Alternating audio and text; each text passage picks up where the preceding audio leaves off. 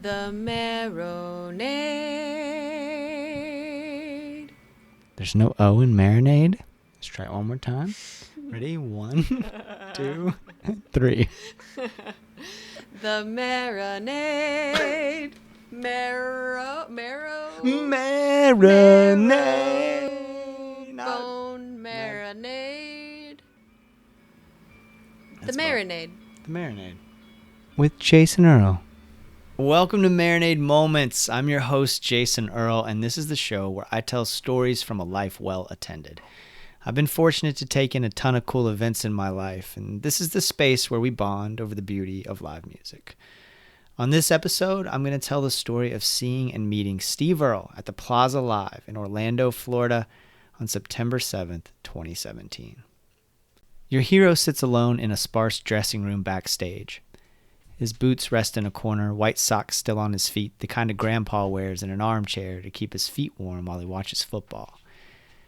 He's sucking down a milkshake, Steak and Shake wrapper cast aside on the couch against the wall. He attacks the treat like a rescued wild animal enjoying its first meal in days. He's seated at a table, not lounging, his body fully engaged. You've waited over 20 years to meet this man whose art opened creative portals in your mind. His work helped you fall in and out of love with a woman and a city and the idea that we are all redeemable, a person who taught you that giving up on anyone is pure folly. There he is, the person who introduced you to rock and roll, who bridged the gap between Waylon Jennings and Nirvana, who helped you bond with your father over bluegrass music in his socks, drinking a milkshake. You haven't given yourself a pep talk because what good would that do? It would psych you out, make you prone to choke. This is no time to overthink. Just do it. Walk up to someone whose work you have digested for 20 years and act. You'd be forgiven for expecting your hero to come with more than a hint of arrogance, especially since said hero was on the wire, came up a disciple of Townes Van Zandt, and has Willie Nelson on speed dial. Any expectations of congeniality are best tempered in such a setting. Plus, your hero just finished playing an incredible set in one of your favorite venues. How can you expect him to be human in such a moment?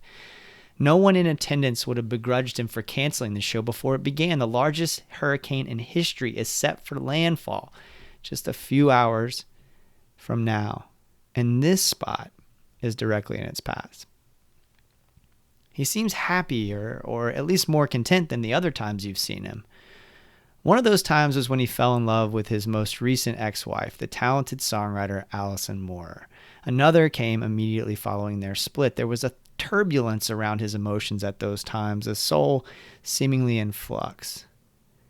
This feels different. Not static, but settled. Steve Earle's swagger has never left. He enters the stage almost stumbling with the weight of his creative energy. He earnestly told the story of his niece, Emily Earle and Moorer, working on a song but struggling to finish it. The way he spins it pays compliment to the other two, but Earle can't help coming across as the star of the tale. News from Colorado elicits gasps. It's a gorgeous song, and Earle performs it with resignation of the narrator's place in life.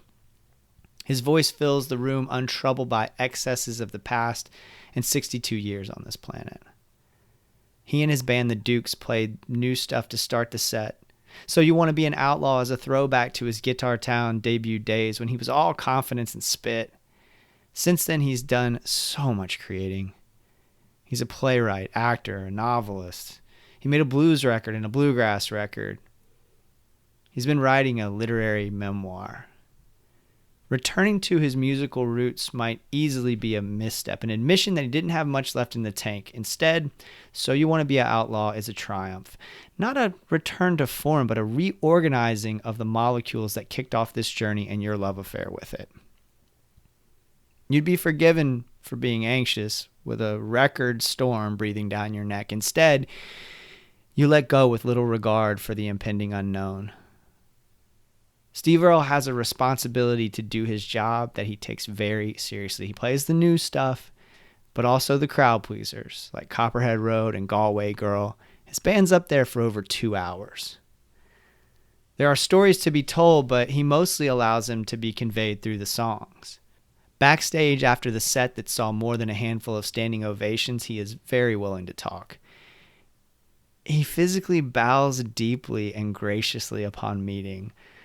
Earle only has a few minutes because he's going to sign autographs to the hordes of people waiting by the merch table, and he seems to wish he had more.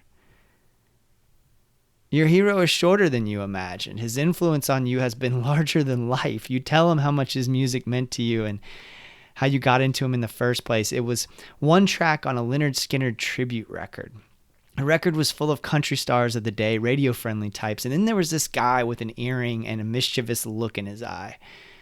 They called him a rebel in the liner notes. His take on What's Your Name felt dangerous. Telling him this in a few seconds would be tougher if he was not so engaged. You mentioned your small town was very conservative, and diving into his music helped you see a larger worldview. He asks about that small town. Ocala, you say. He knows it. In fact, he used to stop at the Don Garlits Museum of Drag Racing when he was driving back and forth between Nashville and Miami. A woman was the inspiration for regular trips down the Sunshine State. Women are the inspiration for many of his tales, and you can relate in a major way. Standing there with your hero, you start to feel like you have more in common than not. Your lives have turned out wildly different, but there is a connection. It could just be his ability to engage, to speak to people through his art, but perhaps you are kindred spirits in another way. Cuba somehow comes up. The woman. It was because of the woman. He has a nuanced view on Cuba, but he's only able to gloss over him due to time. And you make a comment about how sad your experience in Cuba was. You were there for 4 days and saw such destitution and what felt like a lack of hope. He takes a long drag of his milkshake before responding. And he reminds you that the blame for the conditions in that country should not entirely rest at the feet of the deceased dictator. You know you will be outclassed in this conversation, but mutter a few words of assent anyway. His tour manager makes it clear that he has to go. Fans wait to get his autograph next to the merch table. Steve Earle apologizes for how, quote, crazy things have been tonight. You can't believe you've had 5, or was it 15 minutes with Steve Earle? No apology is necessary. Your heroes do not always turn out to be assholes. In fact, they can be gracious and engaging. They can surpass any hopes you may have had. And Steve Earle is that hero, an immense talent who wowed a storm-weary Florida crowd before sitting down to talk with not just this writer, but a long line of folks who didn't have special access. True to the themes of his art, Steve Earle is a champion. If you enjoyed this Marinade moment, make sure you subscribe to the Marinade on your podcast app and follow us on social media. Check out our feature episodes of the Marinade with Jason Earle on the same feed, where we have creative guests on and dive deep about their creative process and their lives.